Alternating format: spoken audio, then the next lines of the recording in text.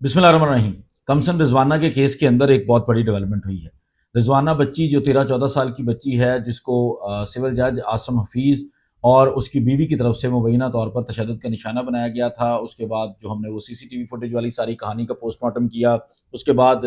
जो सिविल जज आसम हफीज़ की वाइफ हैं सोम्या आसम, उनकी ज़मानत 2 दफ़ा जो खारिज हुई है, पहले वो गिरफ़्तार हुई, उसके बाद दोबारा उनको जो पोस्ट टेस्ट बेल है उसके खारिज होने के बाद जेल में भेजा गया। अभी तक उनकी तरफ से नई ज़मानत जो है वो दायर नहीं की गई। उसमें एक बहुत बड़ी डेवलपमेंट हुई है, लाहौर हाई कोर्ट का एक बहुत बड़ा डिसीजन आया है। लाहौर हाई कोर्ट के चीफ जस्टिस साहब की मंजूरी से एक बहुत बड़ा नोटिफिकेशन सामने आया है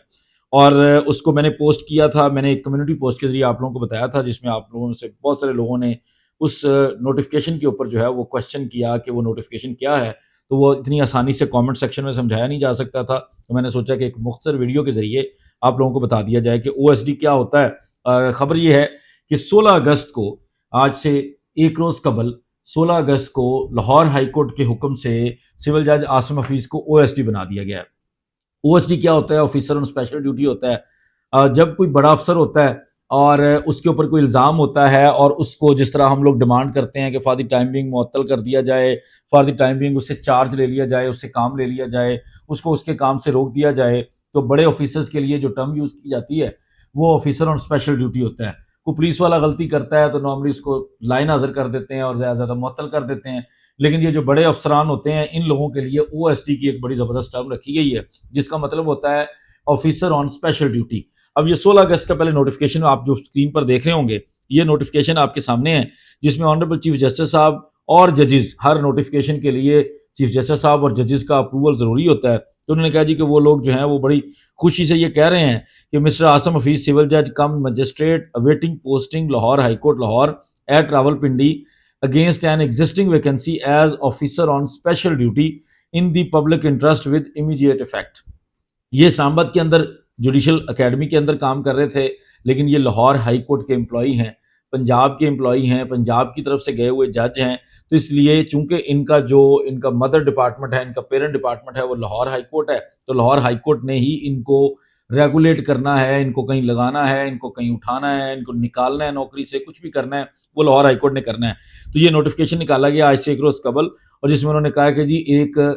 वैकेंसी फारिग है ऑफिसर ऑन स्पेशल ड्यूटी की, और उस वैकेंसी के ऊपर जो है फौरी तौर पर चीफ जस्टिस साहब और जजेस साहब ने ये हुक्म किया है कि आसम हफीज सिविल जज कम मजिस्ट्रेट जो है वो वहाँ जाकर रिपोर्ट करे, और 19 अगस्त तक या 19 अगस्त से पहले पहले वो जाकर ये चार्ज ले ले, और जब तक उसको नई पोस्टिंग नहीं दी जाती वो पिंडी में अपनी ऑफिसर ऑन स्पेशल ड्यूटी की पोस्टिंग के ऊपर ही रहेगा। अब ये क्या है, बहुत सारे लोग ये समझ रहे हैं बज़ाहिर एक सज़ा है, बड़ी हल्की फुल्की सी सज़ा है, फॉर द टाइम बिंग उसको उसके काम से रोक दिया गया है, लेकिन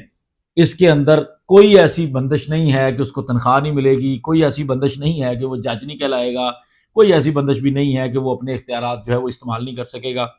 एक सिविल जज की हैसियत से जितने इख्तियारात जज के पास होते हैं वो इस्तेमाल कर सकता है। अब दूसरी तरफ ना, इससे भी इंपॉर्टेंट एक चीज़ ये थी कि एक स्पेशल जो जॉइंट इन्वेस्टिगेशन टीम तैयार की गई थी, जिसके अंदर इंटेलिजेंस एजेंसीज के लोग थे, जिसके अंदर पुलिस के लोग भी थे, जिसके अंदर जो इन्वेस्टिगेटिव एजेंसीज होती हैं उनके लोग थे। उस जॉइंट इन्वेस्टिगेशन जो टीम है उसके सामने पेश होने के लिए सिविल जज आसम हफीज को तलब किया जाना था, और ये बड़ा इंपॉर्टेंट था। जिस तरह हम पहले दिन से कह रहे हैं कि जज साहब को तफ्तीश में शामिल करना चाहिए, जज साहब की नाक के नीचे सब कुछ हुआ है, जज साहब ने भी बड़े रिमार्क्स दिए हैं कि ऐसा कुछ नहीं हुआ, लेकिन सीसीटीवी फुटेज ने साबित कर दिया कि बच्ची जो तशद्दुद ज़दा थी और इनके घर से बच्ची के ऊपर तशद्दुद हुआ है, और उसके बाद बच्ची माँ बाप के हवाले की गई है। तो वो जो तफ्तीश के लिए एक तरीक़ेकार था, उसमें चूंकि वो आम इंसान नहीं है, क्योंकि वो आम शहरी नहीं है, वो एक प्रिविलेज तबके से ताल्लुक़ रखते हैं, वो एक जज साहब हैं, तो उसके लिए ज़रूरी था कि लाहौर हाई कोर्ट से परमिशन ली जाए। अगर कोई आम शहरी हो तो उसको डायरेक्ट उठा के तफ्तीश की जा सकती है, बस ड्राइवर को उठा लिया,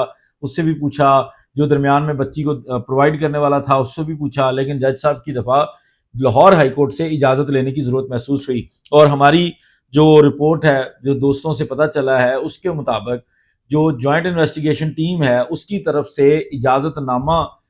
लेने के लिए जो है वो लिखा गया लाहौर हाई कोर्ट के रजिस्ट्रार को, लेकिन ताहाल जो है वो कोई किसी किस्म की इजाज़त जेआईटी को नहीं मिली, लिहाजा वो अभी तक सिविल जज साहब को तफ्तीश में शामिल नहीं कर सकते, उनसे तफ्तीश नहीं कर सकते कि उनका क्या किरदार था اس بچی کے ساتھ جو ظلم ہوا ہے ان کا کیا کیا کردار رہا ہے، انہوں نے کیا کیا کیا ہے اس کے اندر، ان کے خلاف جرم بنتا ہے یا نہیں بنتا،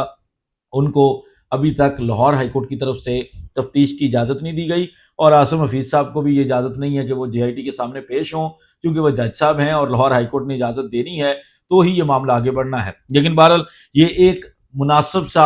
عمل آیا ہے سامنے، جس کے اندر لاہور ہائی کورٹ کی طرف سے ان جج صاحب کو OSD کیا گیا ہے۔ OSD کے اندر آپ بہت زیادہ جو ہے وہ اپنے اس طرح سے اختیارات کا استعمال اس لیے نہیں کر سکتے کہ کوئی آپ کو مانتا نہیں ہے، یا جس طرح اگر وہ فیلڈ کے جج رہتے یا وہ اپنی ایک پراپر پوسٹنگ کے اوپر رہتے تو ان کے پاس اختیارات نارمل سے زیادہ ہونے تھے، لیکن چونکہ وہ OSD ہیں تو ہر کسی کو پتا ہوتا ہے کہ محکمے کے اندر اگر کسی بڑے افسر کو OSD کیا جاتا ہے تو اس کا مطلب کیا ہوتا ہے کہ ان سے اختیارات فار دی ٹائم بینگ لے لیے گئے ہیں، اس لیے ان کو OSD بنایا گیا ہے۔ اور جو سومیہ عاصم ہے، جو ملزمہ جو جیل کے اندر ہے اس وقت اڈیالہ جیل میں، اس کی تفتیش چل رہی ہے،